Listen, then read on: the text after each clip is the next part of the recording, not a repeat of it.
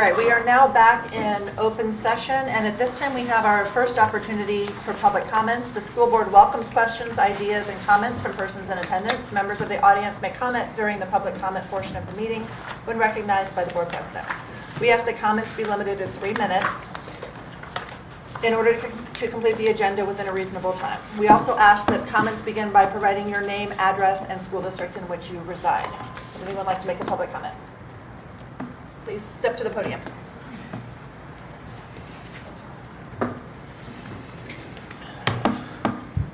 My name is Ray McIntyre. My address is 515 Hampshire Court, and my school is Webster Groves High School. Okay. Can't hear.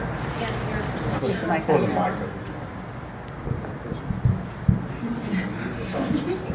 It never works for us either, don't feel bad. Yeah, if you just speak more into the microphone, that'd be great. Thank you. We're here to voice our concerns with Kimberly's return. We've had an incredibly hard time these last 6 weeks, and we're worried about Kimberly not coming back. He's played such a huge role in each of our lives, whether if it's encouraging us to always do our best or to be a part of so many life-changing experiences and relationships. The core class at WGHS is generally our favorite part of the day, and some of us are here to explain why. Okay, thank you. Come on up. Hi. This is on my phone, so. My name is Madeline McMurray. I live at 821 Providence Avenue, and I went to Webster. I graduated last year, and so I'm a college student now.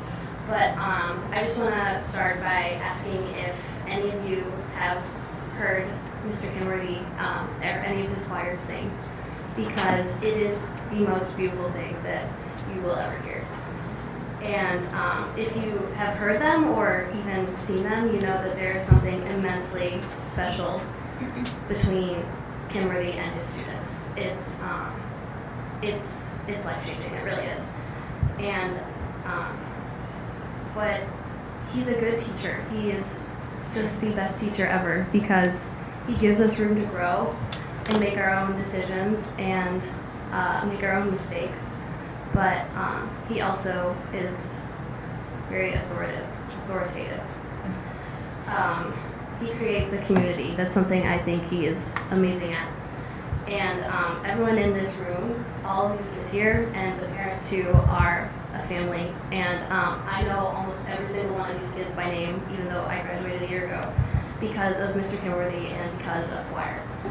And when I went off to college, he texted me my first week there because he knew I was having such a hard time.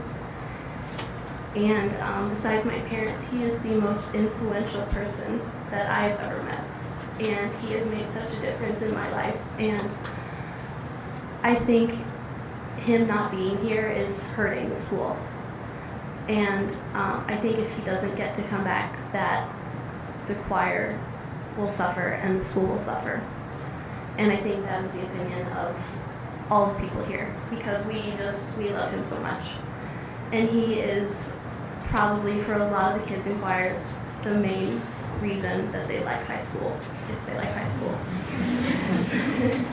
It's a hard time, and he gives you a sanctuary that you can be yourself. And that's all I have to say. All right, thank you. Anybody else? Yeah, come on up.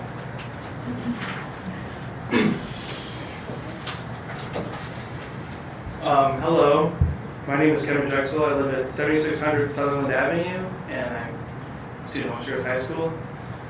Mr. Kenworthy has been one of the most important people in my life to date. When I entered Webster Groves High School, I didn't know anything about music. I didn't know the difference between a C and anything else. And the only thing I knew about music is that I really wanted to try it. And so I walked through the doors of the choir department, and my life was changed. I've had brothers. All my brothers are in choir here at Webster, and they've all gone on these trips. And I was kind of excited because we were going on a trip, so I thought that'd be fun. But I didn't realize how much the music would change me and how Mr. Kimmerly would change me, because he instills such a great work ethic in all his students, and he really allows us to be our best, and he pushes us to be the best. But his desire for excellence never gets in the way of his compassion for his students, and he's been very influential in my life. One of my go-to role models. I look up to him immensely, and I really think that without him, the choir is not the same, because we've done so well these last 14 years, ever since he's gotten here, and I think he's the main reason. He's the secret ingredient, and so I think without Mr. Kimmerly here, the choir would suffer immensely, and all of our lives would also do the same, because we kind of rely on him, and he helps us a lot. And so I just wanted to say that, I guess. Thank you very much for listening. Thanks, Kevin.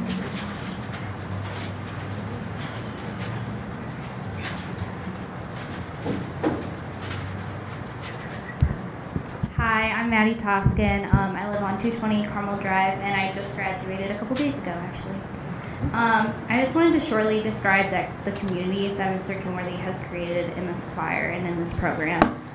We learn way more than just this amazing selection of music that he creates for us every year, but he's really involved in us bonding and becoming a community. This whole year trying to go to Tantera, he had set up so many bonding activities for us. We went on a couple of retreats, and the biggest thing he said at the beginning of the year was, there's going to be some hard times, but the most important thing is that you guys become a family by the end of this. And that's what happened. And he is always pushing us to work towards a common goal and be a team player. He's never trying to have people be individuals. He wants us to be part of the group, and he helps us all grow in that way. And at the end of this year, it was really sad that this big person in our lives that had kind of created all these relationships, I mean, by looking at this room, you can see how close we are and how willing we are to work for a goal. And our goal now is just to make sure he's okay and make sure he comes back. So thank you so much. Thank you. Yes, ma'am. I'll follow my daughter, Val Toscan, 220 Carmel Drive, and mother of a Webster School District student. The first thing I would like to say is that this is a man that is really well respected by students and that has really earned their trust. And as we all know from being parents and working with teenagers, that is not an easy thing to do. He has been an example for them this whole high school career. He wasn't there to give my daughter her national award this year, and that was like the saddest thing. I could see it in her eyes when she received it, and I would prefer that no student ever suffers that again. My son and other student were first in Missouri, in Columbia this year as well, and we should all be proud of our choir, and we should all be proud of the man that it really rests on. And when he had to leave us, he stated personal reason, and I'm sure hoping that personal reasons are not going to keep him away from the classroom, and that we're not the one who are going to do that. So this is a man that I've been teaching for 23 years. I know what it is to be a teacher, and I know what a dedicated teacher looks like, and I've recognized that in this man. I was lucky enough to be able to go on the choir trips with him. I saw the expectation that he had of his students at all time, and I also saw how he wanted to represent Webster. That's one of the first things that he tells his students when we get into this bus. It's not just about you, it's about representing our school. When I see all the things that he has brought to our school and our school district, I am hoping that for many years to come, not only my son will finish in Webster in 2 years, will continue to have him as a teacher, but my foster child, who is now in kindergarten, will also have a chance to have him someday. Thank you.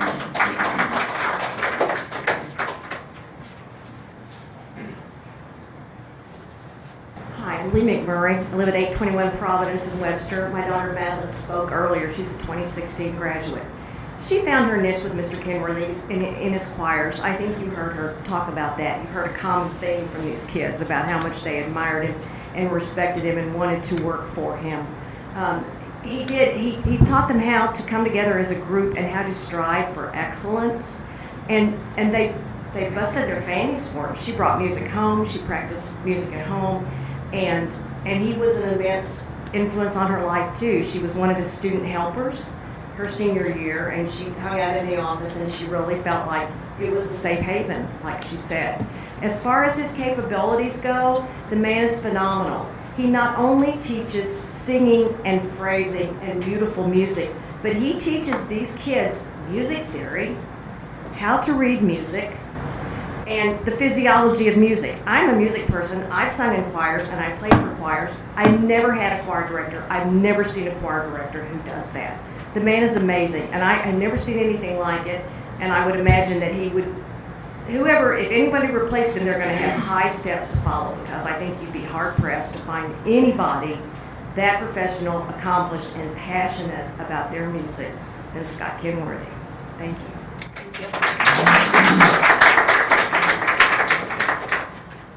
Is there anyone else that wanted to say something before I wrap it up?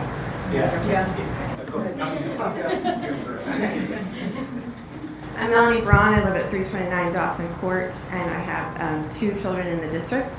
And I just wanted to say that I know choral music as well. I was actually raised in it. My father is Don Beeth. He was the interim substitute for Mr. Kenworthy this last month since he's been gone.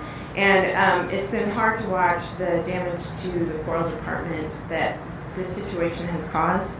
It's worrisome for me as a mom to think about the rest of my oldest son's career and then my 2 sons coming up and what's going to happen. Because I know music, I've been in choral music for a long time with my family. My father was promoting Mr. Kenworthy to me as my children's choir director when they were in kindergarten. So part of the reason we came to this district was because of Scott Kenworthy. And my dad taught music for 30 years, so he also is a man of high character and would speak well of Mr. Kenworthy here tonight if he were here. I just want to say I appreciate you all as a board. I thank you for the hard work that you do. I know that your job is difficult. We love Mr. Kenworthy, and it's hard for me to talk in front of people. It makes me terribly nervous, but I am willing to do it for him, and that is the only reason why I'm standing here. So thank you for listening. Thank you.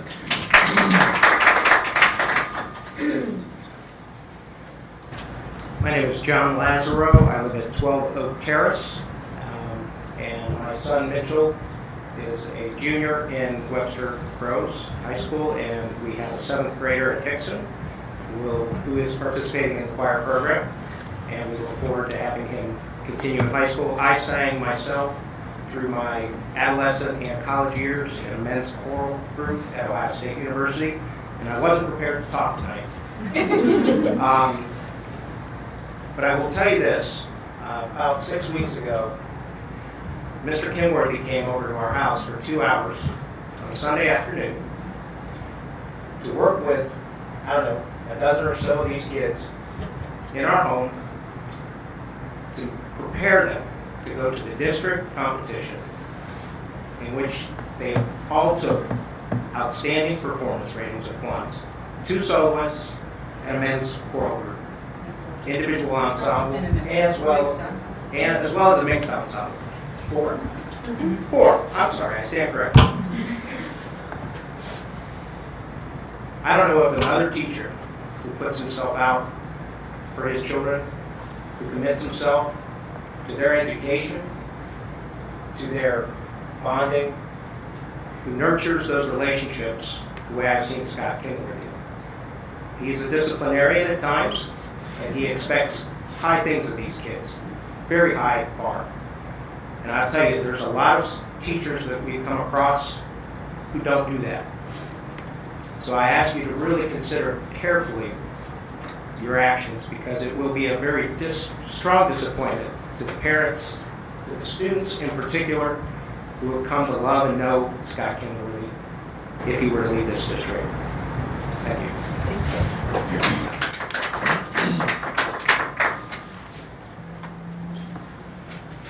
Hi, I'm Mary Drexel, 7600 Sutherland. and I have a junior at Webster Groves High School. He's my third boy to go through the program. I know everybody, I don't want to repeat what everyone has said, but it was really life-changing for my boys. They came here not from the typical feeder, Hickson, straight all the way through. And choir just gave them a home immediately. And choir gives a home to anyone who needs a place to go. And high school is so difficult, and there's so many pressures, and there's so many different groups. And you get this group together, and it is from every color of the rainbow, every different lifestyle, everything, jocks, brainiacs, whatever, they all fit. And they know they cannot be late or it'll be in their grade. It's not a walk-through class. I mean, they work their butts off for that grade, and it means a lot.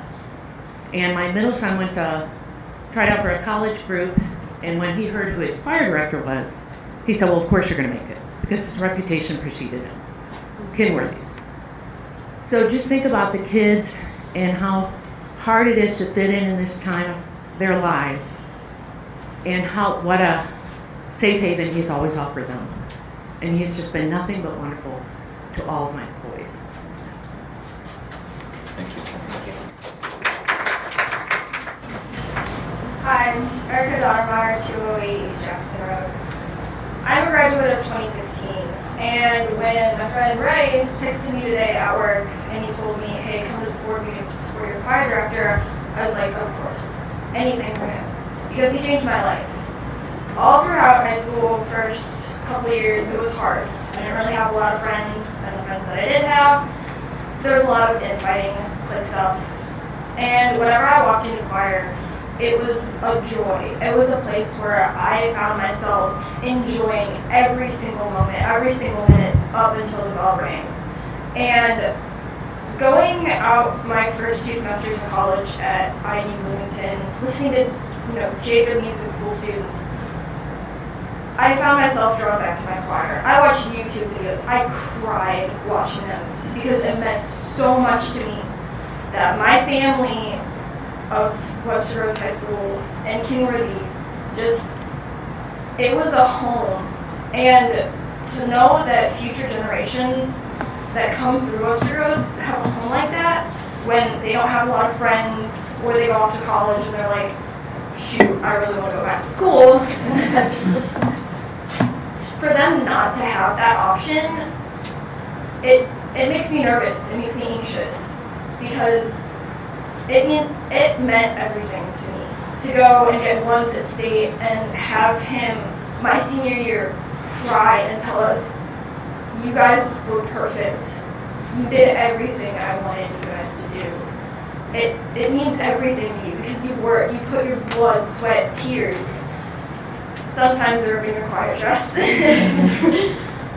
be there and to achieve so much in so little time. Thank you.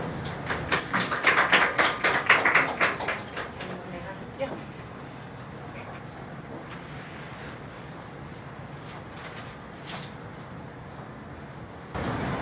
Hi, I am Maggie Shutt. We live at 149 East Rose here in Webster Groves. I have had 2 children in the system here and in choir.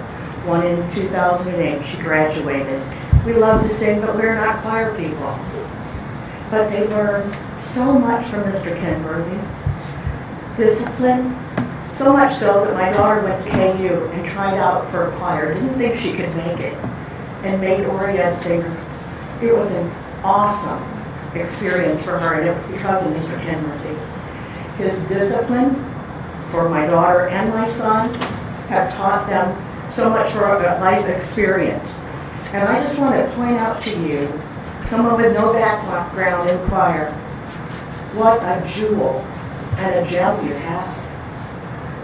Please consider, for this next group of children coming up, how important, you can hear how important he has been in their life. He's not just a teacher. He's something extraordinary. Thank you.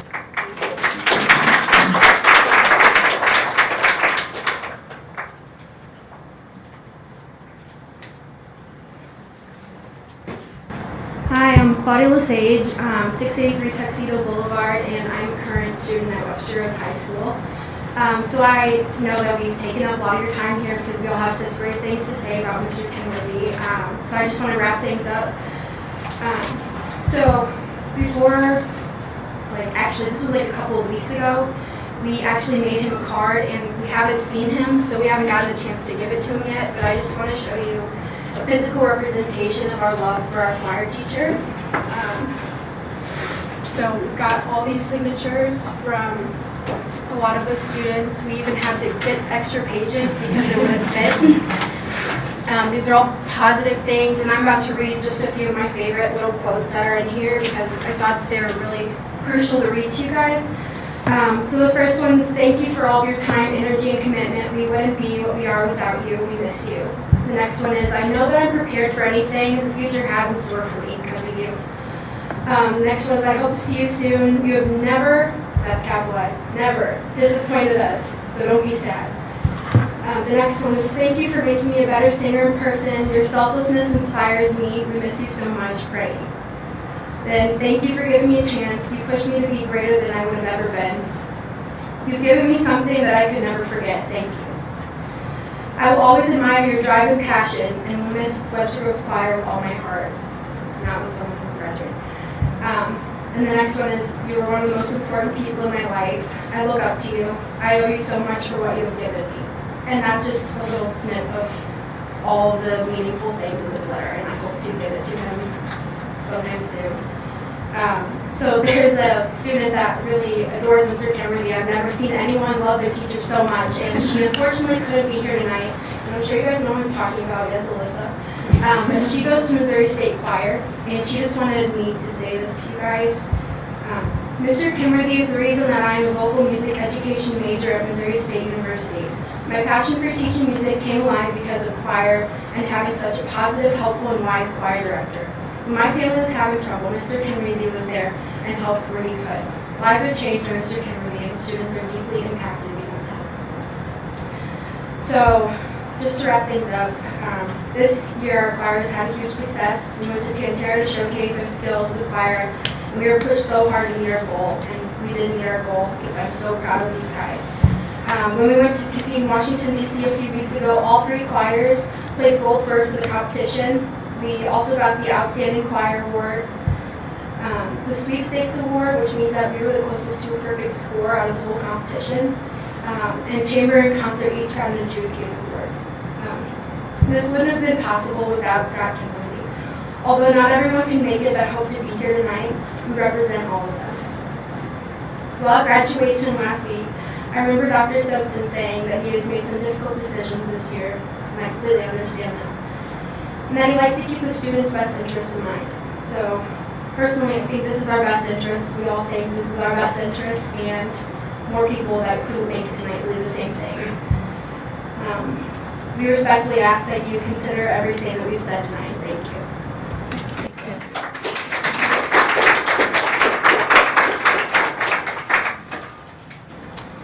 All right, any other public comments? All right, I just want to thank all the students and parents who came out tonight. I'm impressed with you all, appreciate you coming out and speaking for something that you believe in, and we've certainly heard you, and we recognize that Mr. Kenworthy has played a big role in your lives, and I thank you for coming and talking tonight. Okay? Absolutely. Thank you, guys. All right, if you all are welcome to stay for the rest of the Board of Education meeting. However, if you have other places you would rather go or things you would rather do, this would be a good time to do that. Finals, yeah. Finals. Good luck on your finals, too.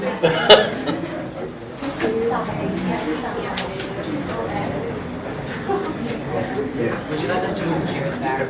Yeah, that's fine. You're good. That's fine. Thank you very much.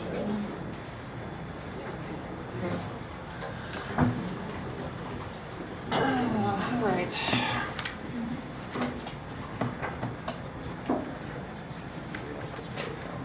I asked. Yeah. Yes.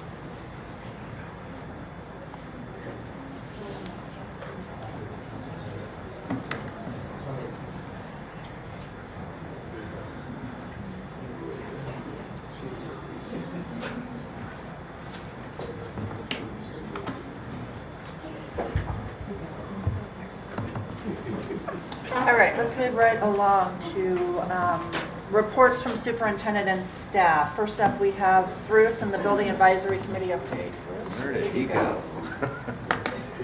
Must have just stepped out. He's going to study for finals too.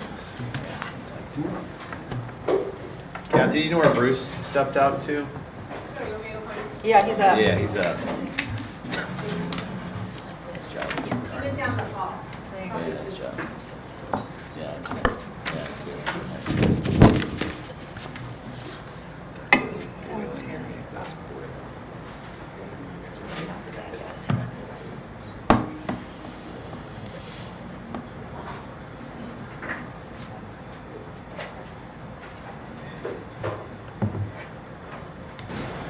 Can I just share something in conversation? A recent graduate, Miriam Benedgala, was a computer school student, so I knew her way back when. Just graduated from Washington University with a medical degree, and she was that class president and gave just a great address that's on YouTube. And it speaks so highly of Webster Groves. I can share the link. Yeah, it's just a fantastic video. She Very just cool. is very eloquent, and now she's a doctor. That's awesome. Should we skip ahead? Why don't we just do 10B? Yeah, Kathy, did you find him? Because we can move ahead. He went up to his office. Okay, let's We do let's student go on to advisor? 10B, student advisor to the board, John Simpson. Student Advisory Board, just wanted to give you an update that on this week, on Wednesday and Thursday, Sandy and I, along with John Clark, John Ramondo, and a student from Webster Groves High School, will interview the 11 applicants that we had for student advisor. So I was super excited by the number of applicants, and I can tell you I was reading excerpt after excerpt to Stephanie, just so impressed by these students, and I wanted to share just 2 quick clips with you. Because we only had 2 at one time. We and had then it 2 just going kind into of- the final They week. wait till the deadline. Yeah. They heard how fun it is. So two quick clips. I remember the first time I had a voice. It was November of 2008, and I was in 2nd grade. Around that time in my life, I thought watching the news or reading a newspaper were a boring waste of time. Everything in my life was safe to the point of almost stifling. I saw no use in knowledge or research for what's to come because my mom would decide for me, my teachers would decide for me, my family would decide for me. Society was the voice. I'd barely spoken a word to the effect of life, politics, my future, philosophy, or education. Then one day I came to school wearing a red, white, and blue outfit my mom had picked out for me, and I discovered I actually fit into the scheme of things. It was my elementary school's mock election day. I had the chance to have an actual say in the universe. Ever since I knew I could speak, I've spent my life trying to strengthen and further my voice. Although the Board of Education has been an effective voice in deciding Webster Groves School District stands in deciding where Webster Groves School District stands on issues, I believe a student voice will make a large difference. Each person is a mass of their ideas, viewpoints, and experiences. The current board members represent many unique viewpoints. This is cogent because Webster Groves School District affects many persons. So that's the start of one person's essay. And others, if given the privilege to attend the Webster Groves School Board meetings, I would be able to continue my passion for public policy. Since my freshman year, I've begun to grow my interest in administration and politics. I believe that to achieve my goals of being involved in the future political system, I need to surround myself with those same environments and situations that allow me to grow. I see a school district as the heart to any town. In Webster Groves and the surrounding townships, the education of the child is very important. If I am able to project the ideas of my fellow students and make a positive effect on the school board, then it will further the goal of a better Webster Groves. Personally, I love public policy and political action. When Mr. Simpson talked to my class about the budget reports and files we would have access to, my heart began to pound like years ahead. While my heart was beating out of my chest, my brain raced between student and teacher surveys. So that's just a sample of 2 of the 11, and each one was more amazing than the next. I did speak with Emerson and Amy, and we talked about the group narrowing it down to 3 or 4 candidates and then bringing the 3 or 4 finalists before the Board of Education at a time for you guys to meet them and possibly ultimately be decision makers as to which 2. I thought we had kind of written it that it was supposed to be. We had talked about us selecting, but that was kind of the idea that we had talked about. So I don't know what the thinking is. Yeah, so the question is, do you all want to meet the finalists and select, or at least have a, make a recommendation, or do you not want to be involved? I'm putting it out there. Discussion. Yeah.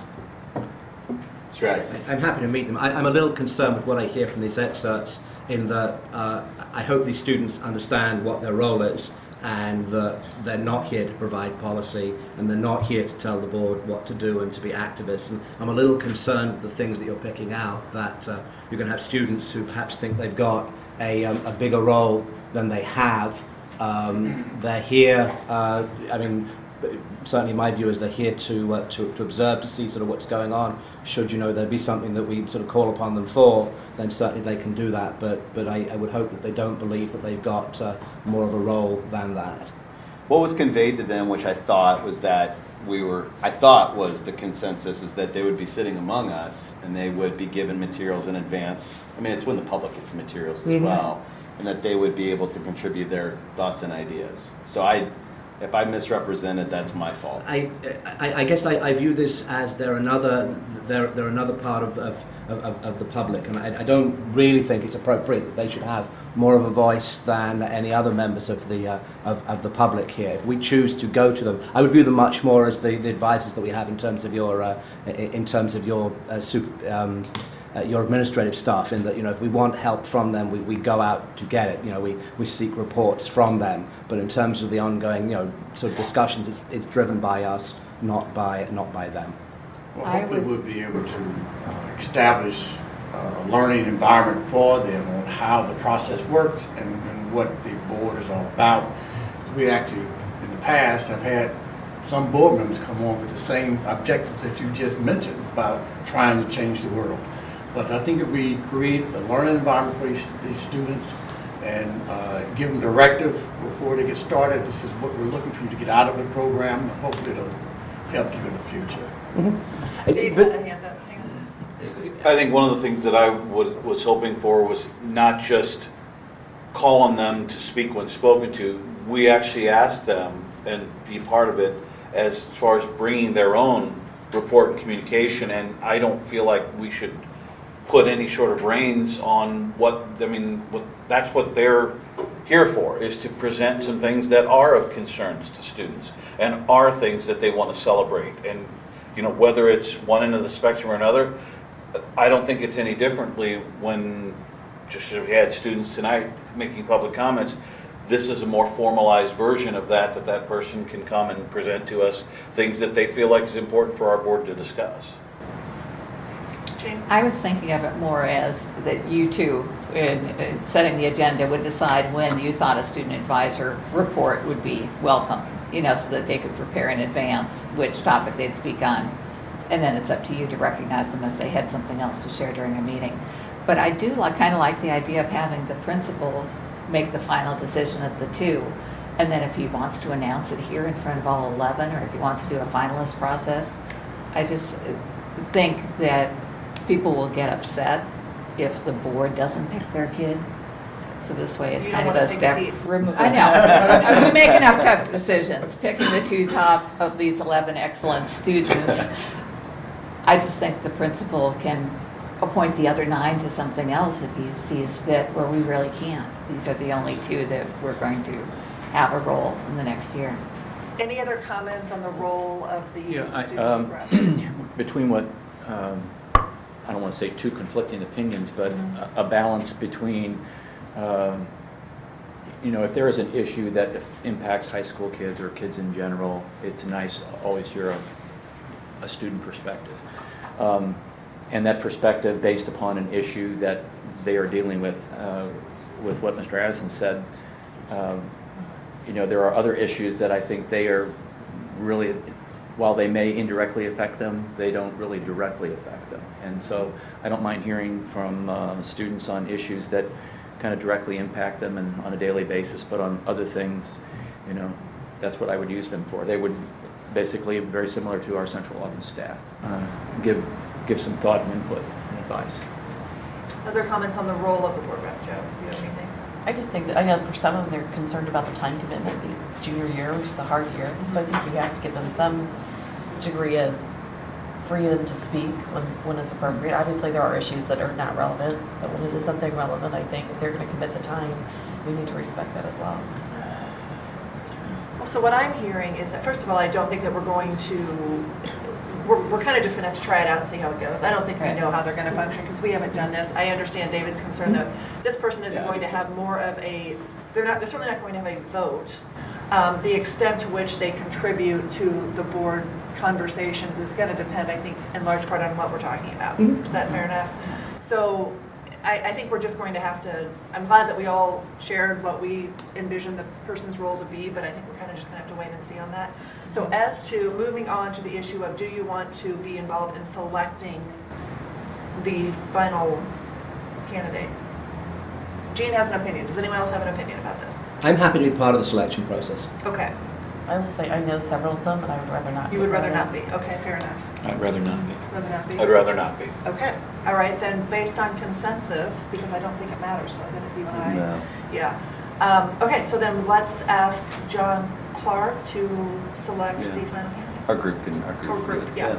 Just one additional caveat to what is explained to the students further is, because they will have access to the same documents that the public does and everything like that, that we encourage them to proceed in the same manner in which the board does, which is if you have questions after you've read ahead on the information, is to present those questions maybe to the people that would be the person to answer them ahead of time, because I think that's out of due respect, whether it's a personnel thing for Dr. Wiley or if it's a CNI thing for Dr. Denbo.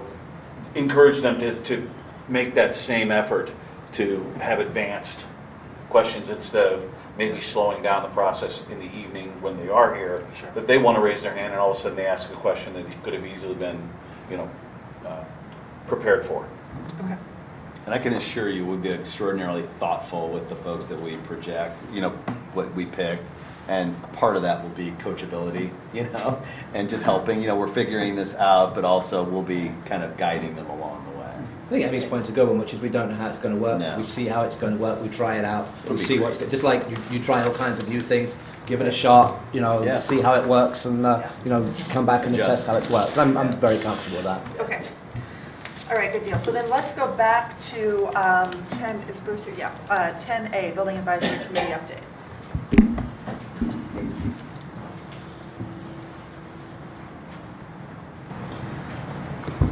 Good evening. Good.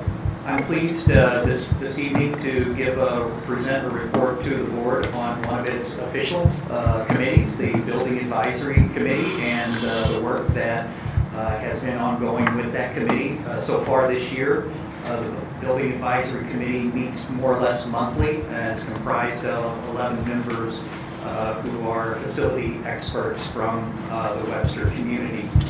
The three primary functions of the Building Advisory Committee is to review and monitor district facility issue and needs. Number two is advise the district on major facilities and building projects. And then number three, make long-range facilities related recommendations to the district and the board. I included in your board materials was a fairly detailed overview of the work that had been done and the translation of those primary functions this year into three particular focus areas for the Building Advisory Committee. Those focus areas were number one, review of district facility space in lieu of the new student enrollment projections that were recently received by the board. Number two, identification and planning for the 2017 summer facilities projects. And third, planning for development of a comprehensive assessment of district facility needs. The first of those focus areas was the student enrollment facility space analysis. The Building Advisory Committee concluded based on the enrollment projections and the building capacities that at this time, no enrollment-driven new space needs were expected until at least around 2021, and recommended that we continue to monitor and update those enrollment projections going forward each year so that we can continue to take a look at that and keep a pulse of what that new enrollment or what our enrollment projections would be and if that outlook would change. Therefore, any new space needs would not be enrollment-driven, but would reflect instructional program or other district needs or priorities such as building grade configuration, neighborhood schools, or other kinds of initiatives that the district might consider in the future. The second focus area regarding summer 2017 facilities projects, these were a combination of building needs that were identified by principals or the facilities department in the ongoing course of maintenance of the building and working with the buildings over time. We developed that list. Then the facilities department and building advisory committee helped to prioritize that list of potential projects and narrowed it down to the ones based on budget availability and funding availability, the ones that could be done this summer. They represent about $726,000 worth of projects planned. The largest of these are the high school auditorium renovation, the Selma Field press box, and some asbestos abatement at Steger.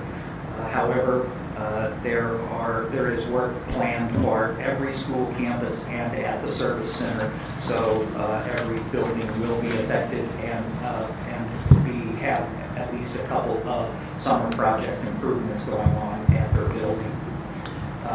While those first two focus areas were important, really the third and most impactful focus area, at least as far as the future of the district, is the comprehensive assessment of facility needs. This is really going to serve as a short and a long-term planning resource for both ongoing maintenance as well as identifying replacement cycles for major systems. The district does have aging infrastructure. Our buildings are getting older, and this study would encompass all the major components for all of the district buildings and structures, including the structure of the building itself, roofs, exteriors, bricks, windows, doors, HVAC, the heating, ventilation, air conditioning, electrical, asphalt, sidewalks, plumbing, interiors, which would be carpet, tile, ceilings, and so forth. So all of the major components of the district facilities. It does not include accessibility issues because we've separately already engaged a study of that and have a comprehensive report on what it would take to make all of the buildings in the district accessible. Also doesn't include asbestos abatement. We have an asbestos management plan. We're required to have that, and that is updated on an ongoing basis so we know what our needs are there as well going forward. We also are engaging our insurance provider, the music pool, to do an assessment of our playground areas and our equipment there. So you don't need to, they will do that at no charge. We're also working on, currently under review and consideration, energy conservation measures by doing a detailed analysis of electrical usage, water usage, those kinds of things, and we're hopeful that we can identify some opportunities through that analysis without needing to engage outside expertise for that, at least at this point. We are still developing the detailed specifications for the comprehensive assessment. That is something that we looked at potentially doing in-house, but as we dug deeper into what was needed, felt like we just didn't have the manpower to do that on staff in a reasonable amount of time. We're hoping to get it done in 6 to 8 months. And with a target completion date of the late spring of next year, 2018. There was included in your materials, going back to the enrollment analysis, we included some the enrollment projections by building, what the space capacities were. I didn't really speak to that other than saying that the building advisory committee concluded there was no new space needs till at least 2021 based on enrollment projections. We could dig into that deeper. Just wanted to note that that was included. Also, you received, I think at the last board meeting, a comprehensive list of all of the summer projects that were going to be done at the building, so I didn't repeat those here, but I would be happy to speak to any of the report or any of those analyses that were done at this time. All right, questions for Bruce? Yes, Jean. The annual, or how often are we going to do the enrollment report? Did the facilities committee suggest that we do one again this year, have them update the numbers? Or do we do it every other year? How often should we get new numbers? Because I am concerned a lot of new families are moving into the district that might not have been counted. We're waiting on the live birth data from 2016 to update it. So the plan was to update it. To do it this summer. Report on it annually. Well, yeah, we're kind of at the mercy of once we Yeah, get it's the like July, data. I think, before they get all the numbers in. Yeah, so Charles and I touch base every once in a while, talk with the different departments every once in a while. So the plan is to update it annually. David? So I understand your overall recommendation that we don't need more space, but if we think about specific schools, and I'm specifically thinking about Avery, did the building advisory committees talk about the crowding in any specific schools as they were coming up with that recommendation?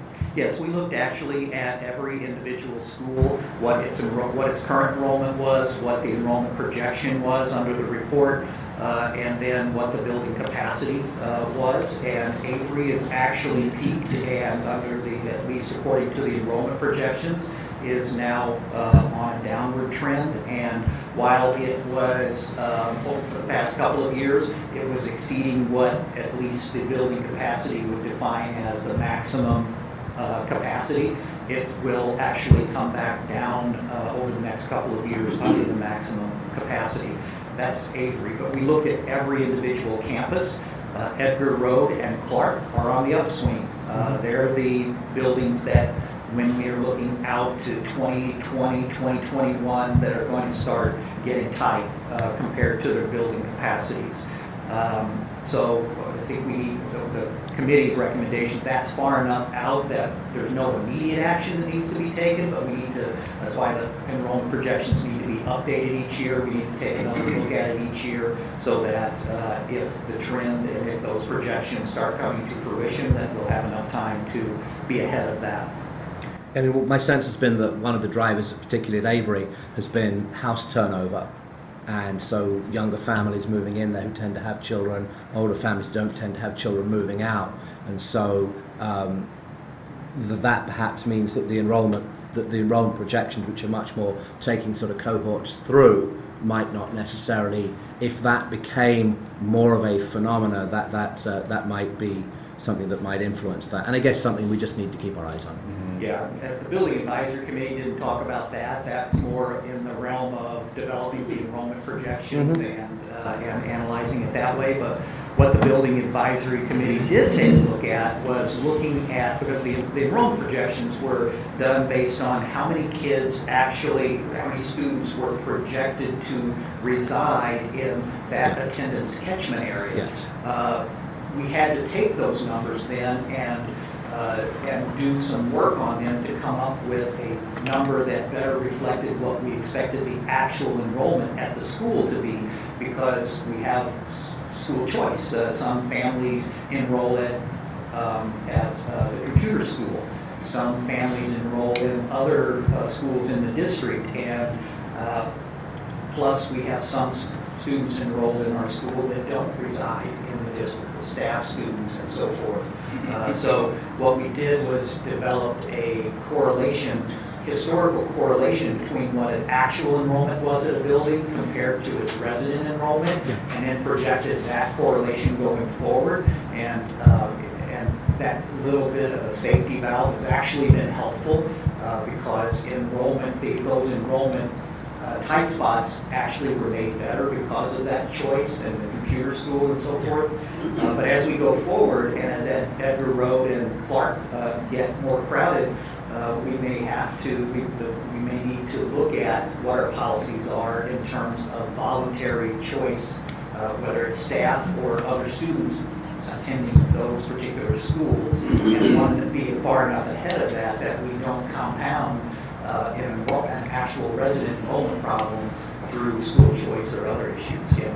Thank you. Other questions for Bruce? Just one quick one. Will the facilities assessment, getting a lot of data, will whoever that is give recommendations on, like, this is the priority of things as we see it? or will they, leave that basically to the district to assess for what's the priority? Our vision for that is they're going to give us a condition rating, but the district then would make judgments as to priorities based on the condition rating.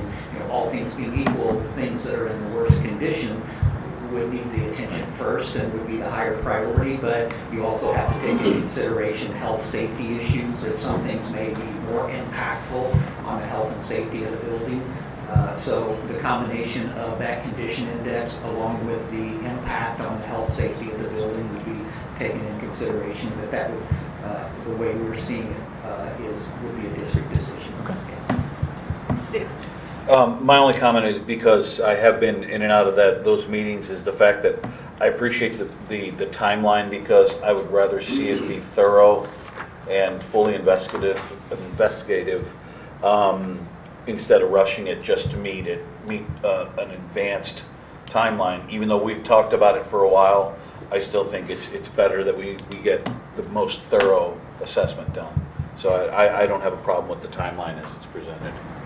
Yeah, the same folks that are working on the summer projects are the ones that are developing the specifications for the RFQ, RFP for the comprehensive assessment. And so, because of the amount of work that it needs to be done on a day-to-day basis in the district, that was what led us to the conclusion that we're having trouble finding the time to just get the RFP and the bid documents together. So we certainly would be challenged to try to actually do the project with internal manpower. Gotcha. One quick question, Bruce. I noticed on the numbers with the projection versus the actual, sometimes it peaks over 100%.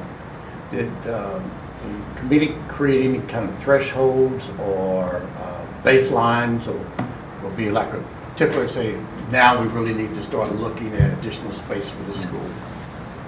Yeah, the distinction on that, and this is the report that was provided where we developed that correlation between what projected enrollment was based on the enrollment projections and the residents versus what actual enrollment turned out to be.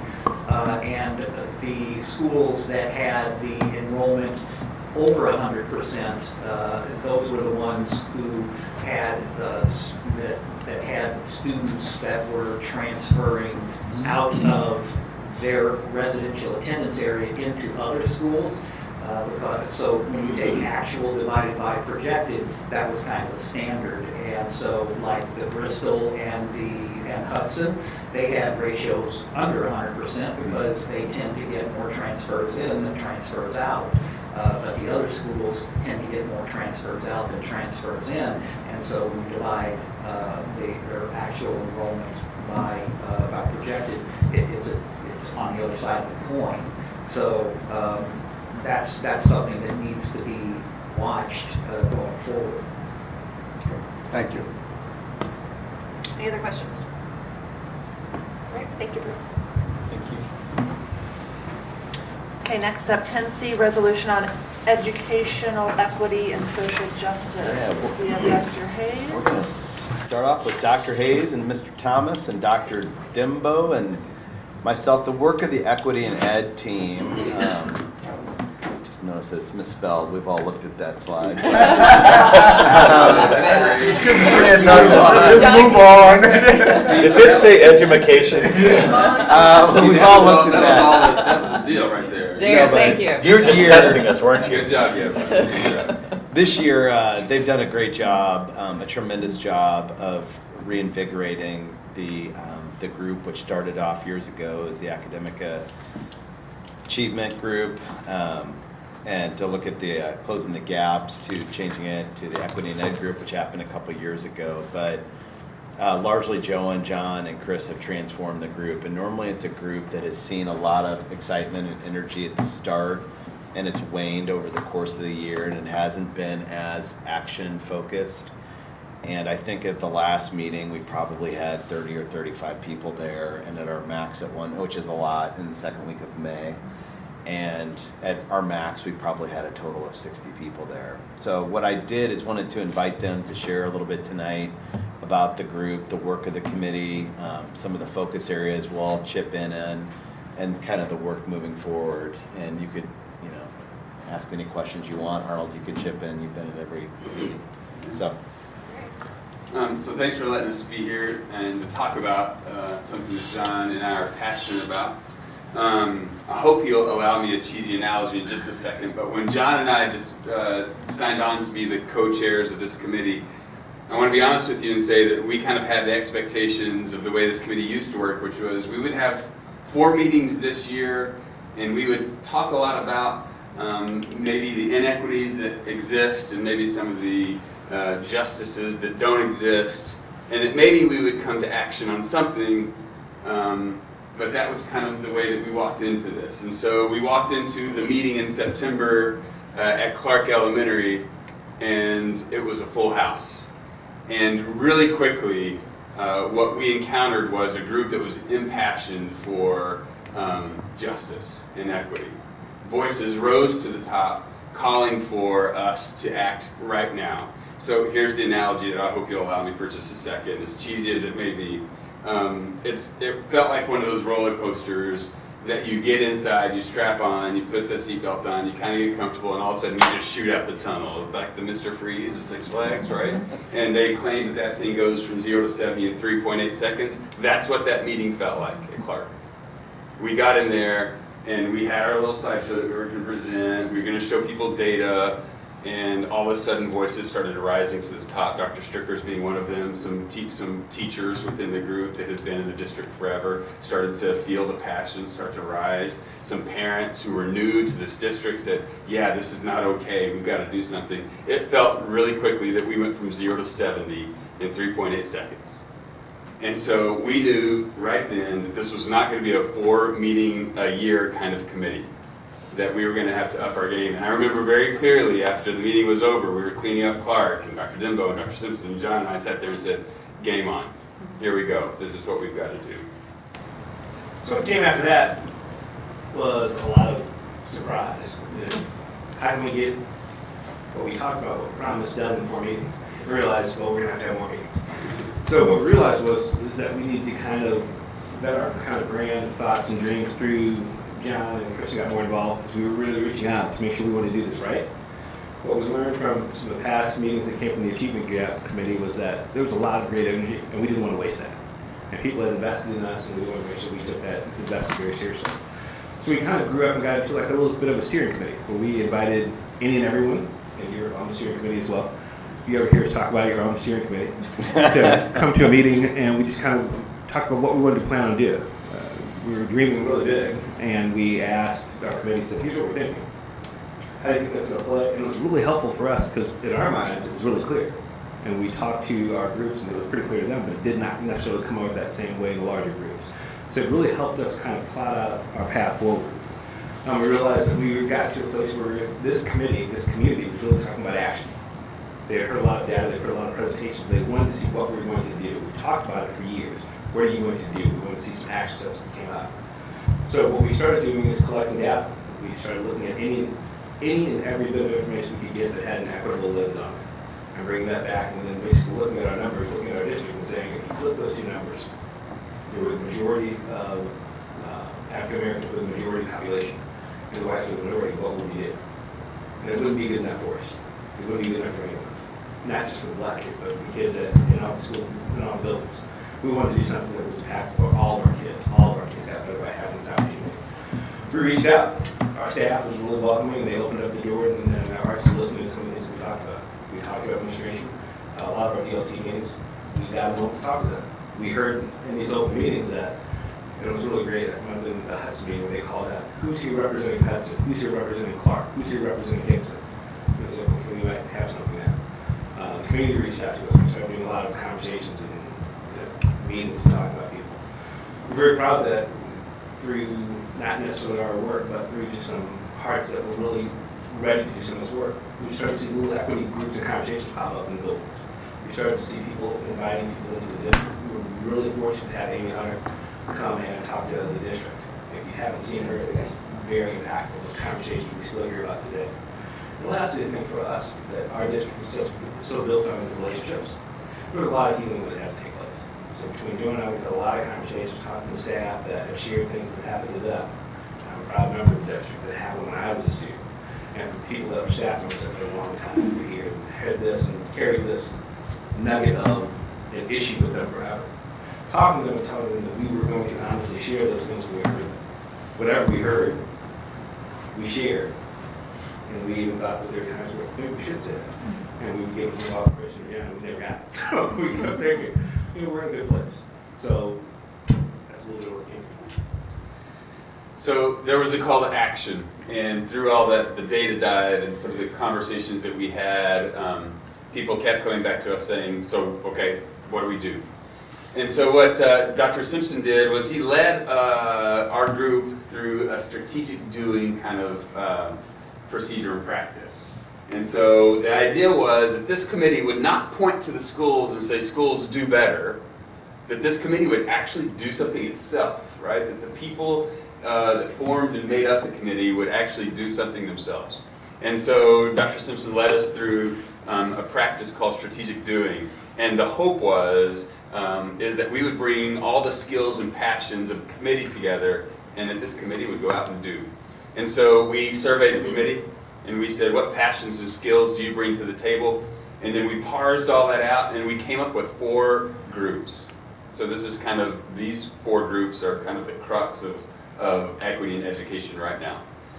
So one group, led by Dr. Simpson, is the charge to get internet in every one of the Webster Grove School District kids' homes, and a piece of technology in those homes. Pretty huge undertaking, but one that the committee said, let's go for it, let's try it, let's see what happens. Dr. Dimbo led a group on welcoming environment, making sure that students and families are staying connected at their schools, making sure that those kindergarten, first, and second graders who feel like they're connected stay connected at 3rd, 4th, and 5th, and beyond. And so they're looking for ways to ensure that there's connectedness in the buildings. Johnny's group was about improving race relations in Webster Grove, so a little bit more of a broader focus. How do we make sure that race relations are good so that everybody feels like they can come to the table and have a voice? And then my group is about welcoming walkthroughs. So literally in September, we're going to get up and we're going to have groups of people walk through buildings and make sure that those buildings are representative of every student, not just in Webster Groves, but every student in our world, making sure that buildings are welcoming to everybody. So these 4 groups. And so I have some action steps that will start to come to life in this fall. So this was all about the spring, this last part of winter and spring, we're all about making sure we've got some things in place so that we can bring this to fruition in the fall. Lastly, just talk a little bit more about summer work, but before we go any further, we did talk about, we wanted to make sure we mentioned and thank Lauren Magee, the FAST teacher at the high school. We realized when we were having meetings around dinner time, it would be nice to offer dinners to people. So Lauren Magee and I really dedicated group of students from 5 to 10 kids. Every time we met, we had dinner. And it was one of those things where you really got to get to know people. And we just didn't have people sit down, we tried to give them some game or something and sit down and talk. That really kind of set the table for how we got better. For the summer work, we're going to continue to work on our small groups. Some of the committees have gotten together and we've talked more about how we can plan for next year. We know we have got things that have already started. We want to continue that enthusiasm, continue that plan to make sure that we continue the work that we've done. We want to build on this work that was done this year. Continue talking about 17-18 and moving the needle. We have become very comfortable in dreaming a lot bigger. And we know that if we reach out and continue to get people to come with us and can give us 5 to 10 minutes, we think we can do some really good work for our kids. And so, and the work, talk a little bit about the surveys too, and the plans for the surveys. So one of the things that came out is that people wanted to hear from the staff and hear from the students. What do they feel when they walk through the building? What do they feel when they walk at recess, at lunch, when they're in our spaces? So we're trying to figure out how to do that. And we looked at a couple different ways that we had asked. I'm sure I'm with Dr. Lyles from the SSC department who's connected to us to do some interviews. It didn't work out as well. So we had some people in the committee talk about that strategic doing that were really good with data. And so we finally settled down. We got Laura and Ianazo to work with Amy Barker. Abby. Abby Barker. And we did surveys of our students from 2nd grade, 4th grade, 6th grade, 8th grade, 10th grade, and 12th grade to ask them for their feedback, almost like a climate survey, to see when they came in, where did they feel disconnected, what could they tell us, were there places they went where they didn't feel connected, and why. Yeah. One of the things that we're trying to figure out is how do we know if, kind of going back to these 4 groups, how are we going to know if we're getting this done? How are we going to know if we're creating equity? How are we going to know if justice is being realized? And so, okay, sure, we could look at the MAP data. That matters. We want to make sure that test scores are getting more equitable. We can look at ACT and, of course, exams. We can look at those hard data numbers, but we also need some other comparisons. And so we thought this climate survey, this connectedness survey, if you will, would be able to help us determine over time, would we see some numbers change? And so we went for it. We sent out the survey. We did it in May. I'm not so sure if those results are going to be great for us, just because we learned a lot about that survey, about the timing of it, about the wording of it. So I'm not so sure this survey and the results of it will be the thing that we get to kind of guide us and guide our work. But we do know that we want to give it again, and we want to do some work to it and alter it a little bit, because we think that could be, for us, our baseline data. We think that that could be, for us, the thing that we start to look at and say, okay, this is, yeah, we're starting to achieve something real here, if we can look at that data. So we've got some work to do there, but it was a really great first shot, and I think we'll be able to revise it a little bit, edit it a little bit, and then make it work for us and for the betterment of this group for sure. Hopefully in the fall, maybe. Yeah, a lot of data, it was putting it all together.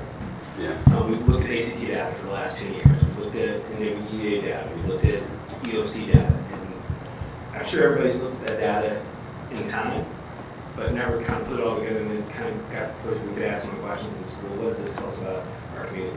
How equitable are we treating our children? I think some of the disequilibrium that the committee felt right at the beginning, that we feel like we're strapped in and we're on this roller coaster, was the feeling of, is this an equity issue, is this an achievement issue, or is it a both and, or an either or? And like we had to kind of parse through that, because if kids don't feel connected, don't feel respected, don't feel loved, or and that they want to come to school, they're not going to perform well. But at the other hand, we have some students who aren't performing well. So we kind of settled on it's a both and. If we have all of these kids, if we focus on the connectedness and making sure that if there are injustices that are occurring, that those are taken care of, that will increase what was you're saying, all the all those. At the same time, focusing on our academic achievement and what we need to do from that. Also, just want to highlight, there's been a few community members that have been really supportive, a ton, showing up at all the meetings. But Kevin Walker, who's a graduate, he's on the wall over there, part of Foreign Project Appleseed. He's presented in front of presidents. Well, he's the one who has produced this. He's got the walkthrough protocol. That's right. That we're going to be using. So it's not just let's just walk through and see what we see. Yeah. There's something that's been tried and tested to determine the feeling and the inclusivity and the connect. You know, is the physical environment, is the cultural environment welcoming to people who enter? And so he's been huge. Mike Eggleston works for the Federal Reserve Bank. He's a part of the group. Really neat guy. He's the one who kind of introduced strategic doing, I think, originally to John and I. Abby Barker's a statistician with some different people. She's produced data for the committee in the past. Some of you would know her. So she's been really helpful. And like Chris said, so we're looking at all these different measures. We're planning for all these different measures. You're going to be getting information from me. We're going to have like a scorecard of sorts that looks at all these different measures comprehensively. So you'll see a blend of academic, you'll see things related to personnel, you'll see things that are related to the connectedness piece, and we'll be designing for how to make improvements in all those areas. So I'm really excited about that. We're going to meet with the DLT in the next couple weeks to really talk a little bit more deeply about how we strategically do that. So I'm really excited. These folks have done a great job. I just want to say ton.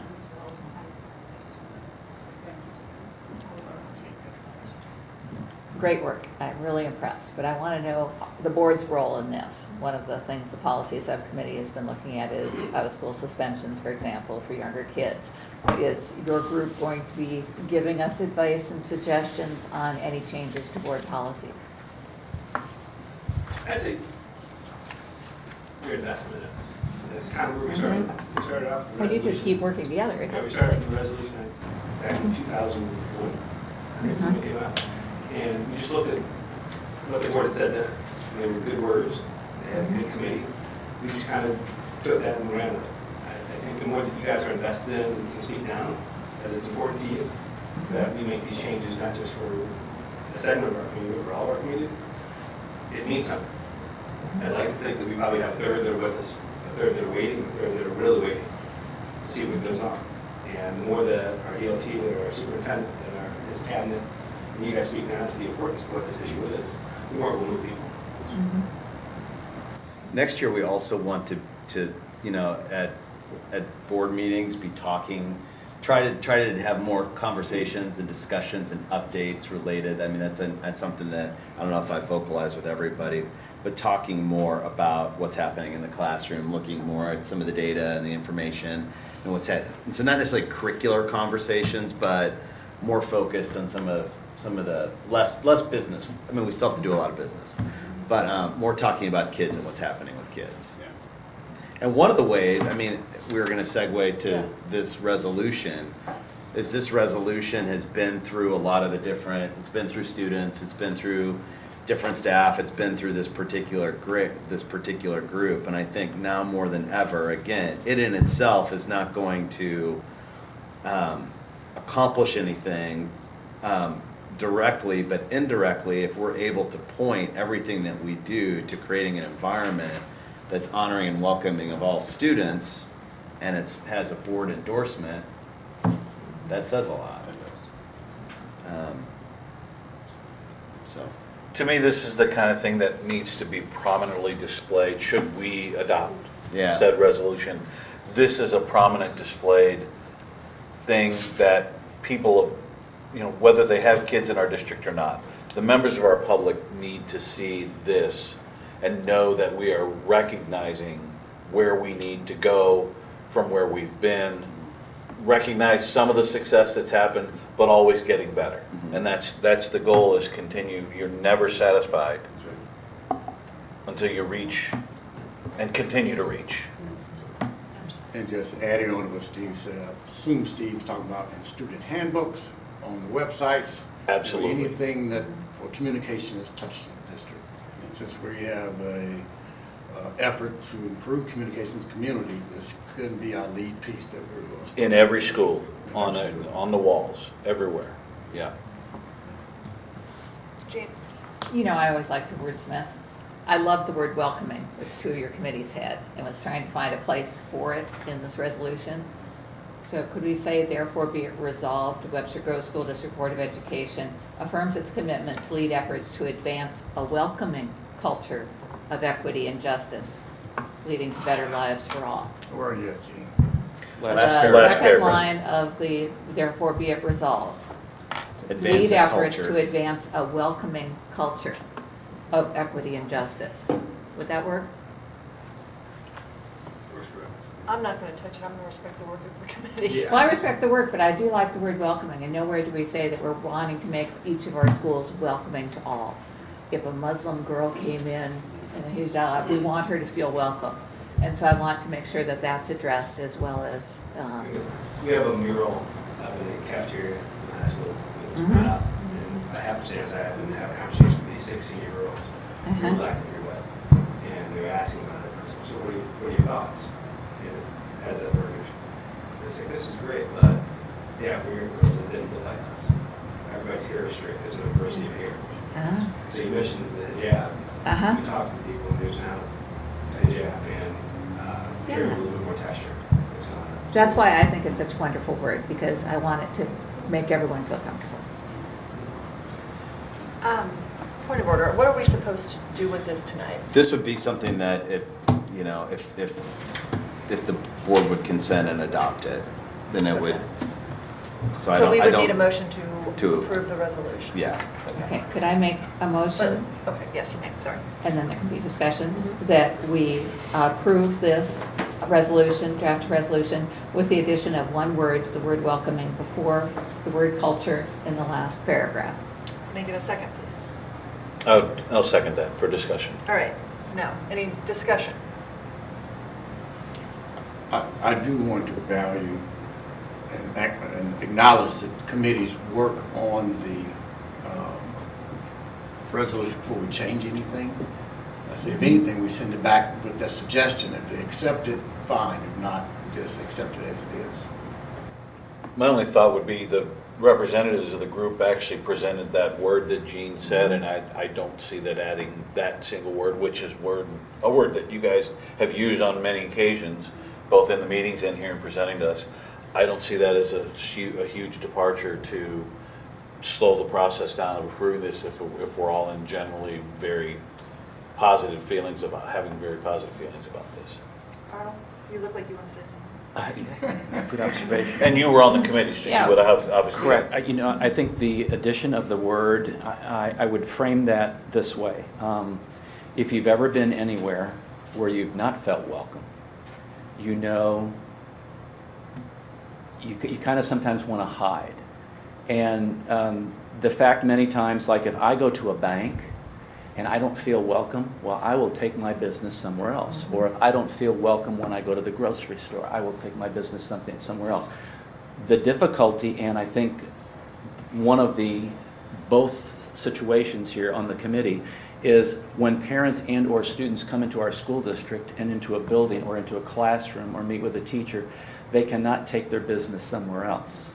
They have to deal with what they've been dealt with, whether it's welcoming or not being welcome.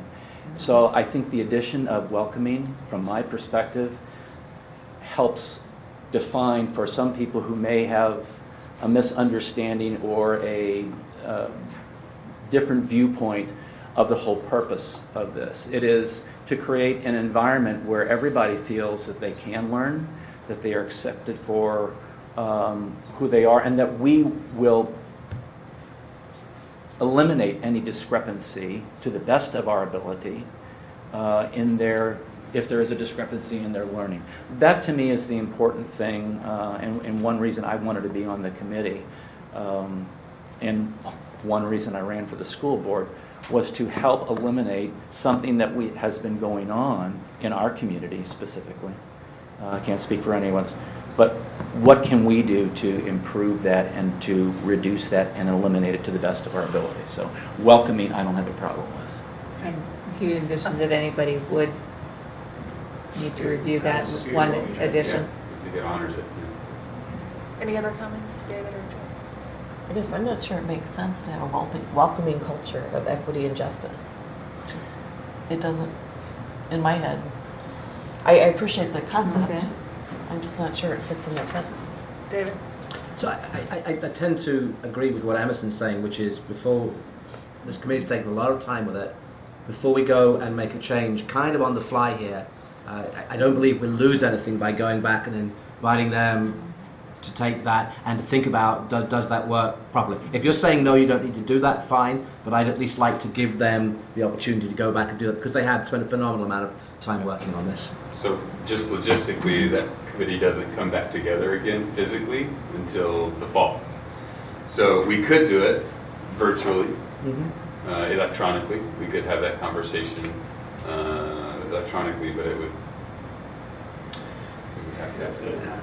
I guess, and I hear you all saying that the word welcoming is consistent with the message and the goal. No disrespect to Jean, I appreciate your suggestion. My concern is if we empower a group, language is very important. I'm a big language person. And it's not something that you can change lightly. And I think if we empower a group to go and put together something in as thoughtful a manner as they have and over a reasonably lengthy period of time, I'm uncomfortable with the idea that a particular board member can say, oh, I like this word better. I think that's disrespectful to the process. And I don't mean that as a criticism of you, because I know you have the best of intentions. But in terms of process, I'm not comfortable making wording changes, because Okay, I think then I words have are a very question. significant. Then the first introductory paragraph, before we get into the resolution itself, has a wonderful line, that district's commitment to creating a safe, nurturing, and supportive culture and environment where everyone feels valued for who they are. That's a wonderful line. But is that officially part of the resolution that would be posted? Our intent was for this all to be posted. Including the very first paragraph? Yes. Yes. Okay. And then I was wondering, I mean, if you thought, to me, if I feel, you know, in the line here, I feel like if I feel accepted, I feel like I'm welcome. And the one line says, we believe in fostering equity, justice, acceptance, dignity, and equal rights for all children and adults. So it's not the language of welcoming, which I see what you're saying, but if I feel if I go into a store and I'm accepted, then I feel I'm also welcomed. It's my 2 cents. Not necessarily the words, it's the action that they see inside of the building. Yeah. That's going to make them feel welcome. Not just reading it, it's how they're treated once they're inside the building. Since we have a motion on the We have a table, motion and a second. Any unless further? Jean wants to withdraw. I withdraw the word if it's going to be controversial, but I do like the idea of trying to include it where possible in work of the committee, because it's a great word. So I will withdraw it. It's the consensus. All right, then would anyone like to make another motion? I would like to move that we adopt the resolution as presented in full. Do I have a second? Any discussion? Right, all in favor? Aye. Aye. Anyone opposed? Okay, thank you guys very much for your hard work. Thank you, it's great. Great job, folks. Very great. They've done an amazing job. All right. Okay, final communications plan, John and Kathy. Yeah, what we wanted to present to you, looked at the communication plan, the survey once again.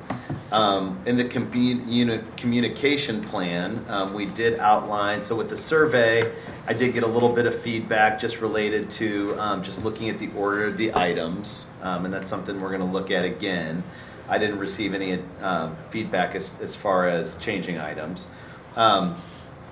Other than there was one item, there was discussion about town hall. And so adding that to one of the forums, and I went to Google to look at differences between public forums and town hall, and did see a little bit of a difference, because for me they were kind of synonymous in my own mind. But I'm gonna create something different where we just add town hall to the different options. So is that in this document? That is not in the It's not in document. the That's document. feedback since I put it out. Okay. So what I would do is I might shift the unless you need to endorse a particular order of the questions, maybe shifting the order of the questions just a little bit, and then add the town hall. Our plan was in the communication goal, the different items for the superintendent's communication goal didn't change all that much. We did add a few different data points in terms of social media and the such. We got a little bit more specific, but once you endorse it, then we'll start like planning what's going to be the date for the, state of the district event and stuff like that. We did specify regarding this particular survey that we're going to look to get it into the Times this Friday, aren't we, Kathy? And so we're going to get it into the Times. That was one of the recommendations of the key communicators, was we'll certainly do it electronically, we'll push it out, we'll put the link out, but every single household will get it in paper form, the survey in form, and then they'll be asked to return it to their school or mail it back in or something like that. It's not, it'll be an individual piece of paper inside the... No. It'll be part It's of going the to be Times. actually the Times. Cut it out, bring it back in. That was the feedback from the key communicators. A question for Kathy then. In the past, the Webster Kirkwood Times hasn't always had a perfect division of what's Webster School District and what's Kirkwood. So this will be in the ad for everybody in the edition? So Kirkwood would get it too? Okay. If they want to comment, they could comment, I guess. I like the idea of putting it in the Times. Yeah, that was key communicators' suggestion, which I thought was good. We talked about, there was some discussion of mailing it to every house, hand delivering it, picking up, but we felt the Webster Kirkwood Times, we hear from the community a lot, reaches the greatest number. And is the cost over $1,000 for that? What will the cost be approximately, Kathy? Well, if we do a full page, it's about $1,100. We give it, and if you want to compress it into half page, it's half that. But still, in comparison to sending to every other house, it's Right. cheap. Yeah, that's fine. John, and I apologize for stepping out for a moment if this was mentioned, but when is the next Our Schools? Not until November. Okay, so this We was talked planned about on doing, that. okay. We talked about that. That would have been Thank a good you. time too. Yeah. That was the one question I had, Yeah, thank you. because I know that goes out to a considerable number of people as well. Yeah. Other comments, questions, feedback for John? Okay, and you don't need any action on this? This No, is no, informational. no. All right. Thank you. Thank you. Okay, 10E, 1718 health insurance premiums. Yes, every year about this time, after the meet and confer dust settles, the district sets about working on renewal of its health insurance plans for employees. An important partner in this effort is represented by the district insurance committee. This committee consists of representatives from each employee group and members of the CFO office and the HR staff. The primary functions of the insurance committee are to review and monitor district health insurance issues, which includes coverage and benefit structure, utilization, claims experience, premium levels, and cost of the plan, and also to make health insurance related recommendations to the district.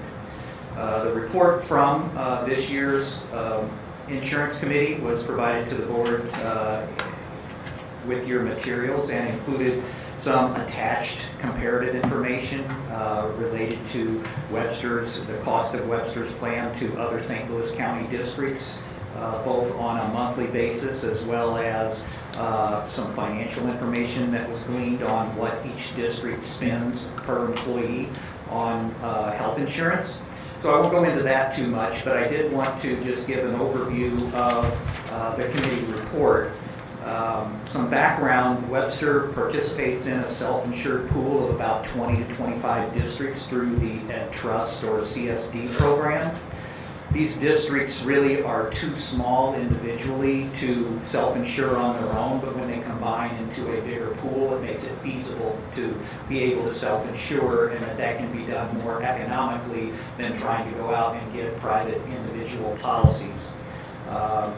The plan premiums then are based on the actual claims experience of each individual district that is a member of the pool, and the criteria, that metric that they use in creating tiers of premium is based on a 3-year average claims ratio. The claims ratio essentially is how much medical claims a district has compared to how much medical premium a district pays. So if you're paying more claims than you're collecting in premiums, that district's claims ratio is more than 100%.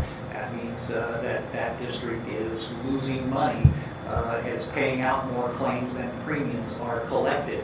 And although we're in a pool, each district it's the way the pool is structured is each district over time there's an attempt made to be able to correlate the premiums collected to the claims levied. So any individual year, a school district might have an excess of premium or a deficit of premium, but over time, the way that they tier the increases and correlate the premium increase to what your claims ratio has been over time, those ups and downs will average out to a self-supporting on a district-by-district basis in the pool.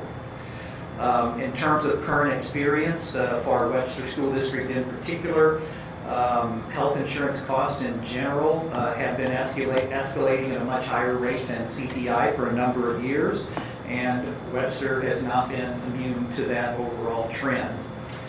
Furthermore, and unfortunately, it's not likely that trend is not likely to change in the next few years for a number of reasons that I'll note here in a minute. Those rising costs, whenever the cost of the coverage is escalating, there's two ways to get at that. One is to change the coverage levels, the benefits, to try to reduce costs, and the other is to increase the premium. Normally, the plan does a combination of those, and in fact, this year, that's happened again. 2017-18 rate, that increase will be 9%, and that would have been 12% if there hadn't been some coverage changes made. So there were coverage changes made in some copays related to some of the benefits under the plan that helped reduce the projected cost of the plan by 3%. So the rate will increase by 9% instead of 12%. The real drivers of what this premium increase, there's a number of drivers. One is just the medical inflation rate in general that's affecting everybody. Another is adverse selection. And I throw that out. You may have heard it before, related to the national health care plan, that people with pre-existing conditions or other kinds of large health costs get into a plan, and there's not enough healthy people along in, or people with low claims experience in, to average that all out. And so we're left with a higher risk pool, which is referred to as adverse selection. We have a little bit of that going on in our plan with respect to spouse and dependent coverage, as well as retirees. The district by law is required to allow retirees to continue in the plan, even after they become eligible for Medicare.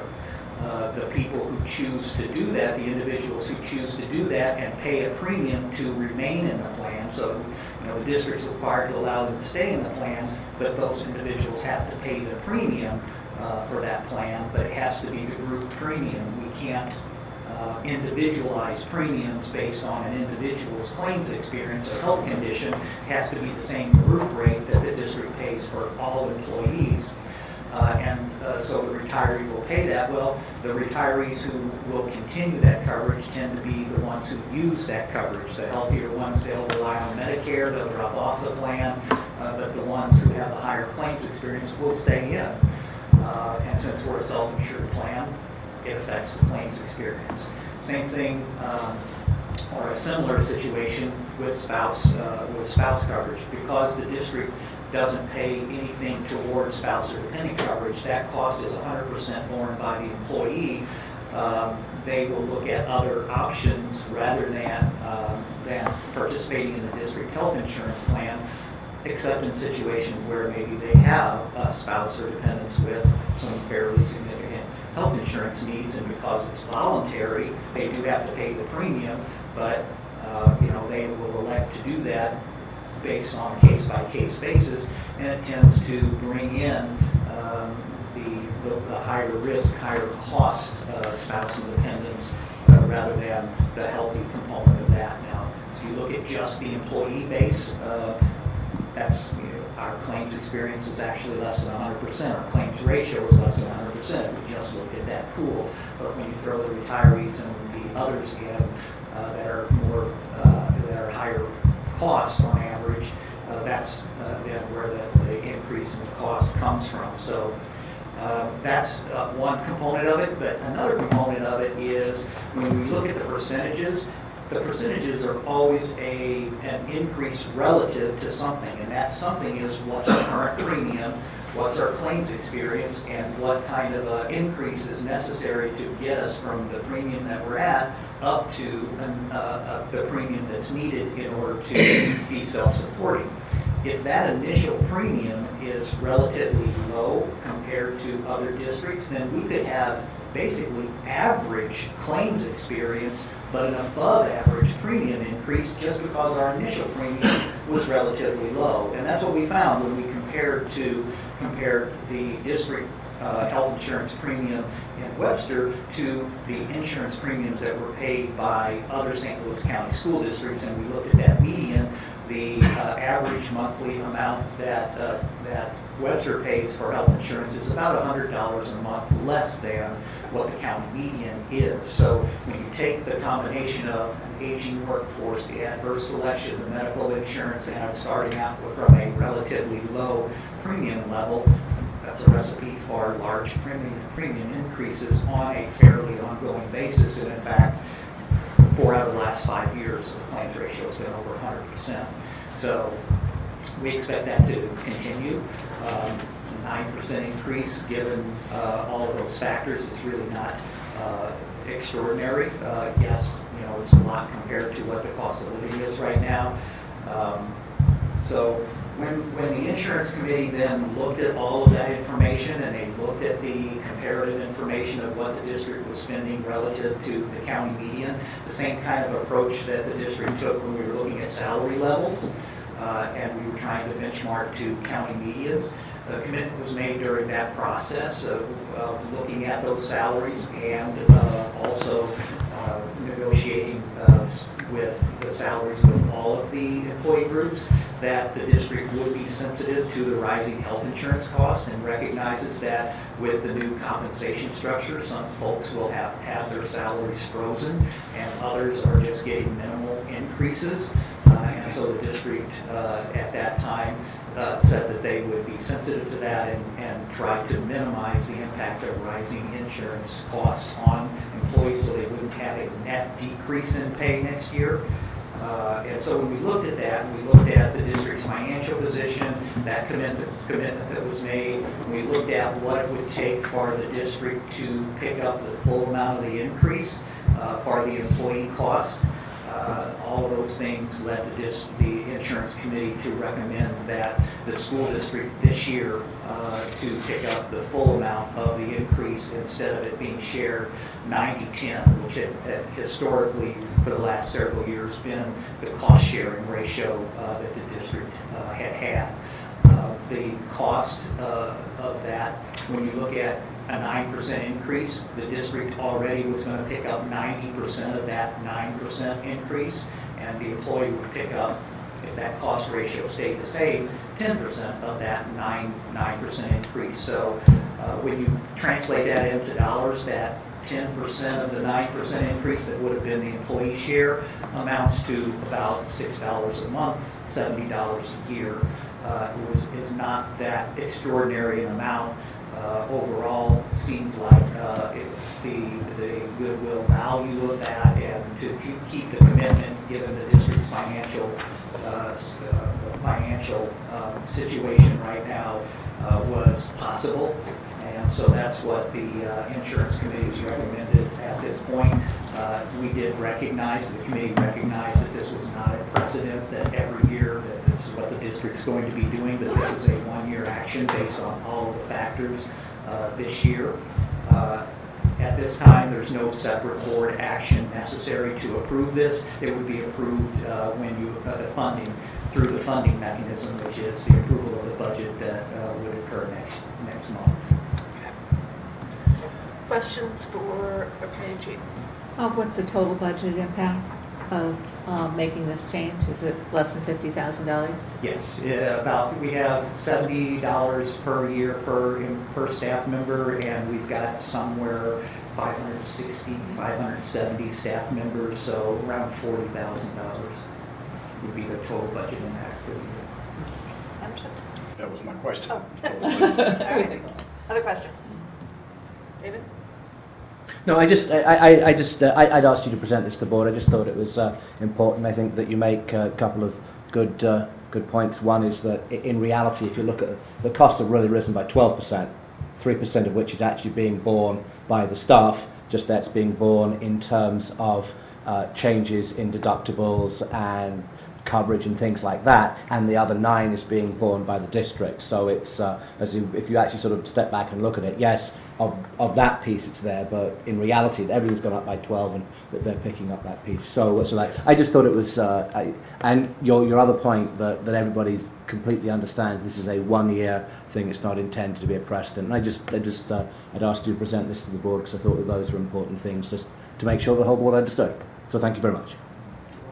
Anybody else? Thank you, Bruce, and thanks to the committee. Okay, at this time we have our second opportunity for public comments.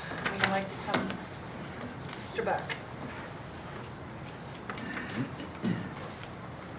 Good luck, 124 South Elm.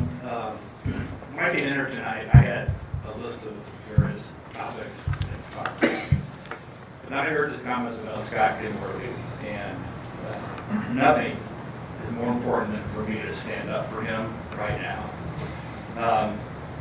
Annie and Sawyer were in band They didn't take vocal music. My daughter, Ashley, did. She graduated from the high school 10 years ago. Ashley was our foster child. And Ashley had some biological strikes against her. And she got into drinking and drug problems in high school, which we dealt with in a variety of ways. But the bottom line is that Scott Kenworthy was the only teacher in the high school that reached out to Ashley, that brought her in under her wing, his wing, in his arm, to help her. And to me, he was like Mr. Holland's Opus. You ever see that movie with Richard Dreyfuss? It's not about the music. It's about life. It's about faith. It's about belief in yourself. It's about loving yourself again. And Mr. Kenworthy helped Ashley get back on her legs and develop a love of music. And she was in the 3 musicals during her high school career: Little Shop of Horrors, Seussical, and Guys and Dolls. She just lit up when she was on stage and singing music. And the thing is about Kenworthy in the music department, I have felt this way for a long time, that if you look at the English up and down, math up and down, from K to 12, I think the music department is the #1 strongest department in this whole district. I think it is phenomenal. And Scott Kenworthy does a great job. I have no idea what's happened to him. I have no clue where he is. I'm going to find out tomorrow because I'm really curious. Maybe he's been fired. Maybe he molested a kid. You know, I don't know. I hope he's okay, but I'm going to find out. But you can see by the response of the students and parents that they love him. And I don't think you'll see that kind of response for all the teachers in high school. So I wish him good luck. Thank you, Mr. Chairman. Other public comments? Okay. Before we do the consent agenda, I wanted just a quick clerical issue, or take a quick look at the calendar. June 4th will be our next community engagement meeting at Bread Company, and I just want to make sure we have people who are able to attend that day. I know Joe cannot, I cannot, Jean cannot. I cannot, I'm out of town. We just need one. Can anyone attend on the 4th? David? All right. Emerson's checking.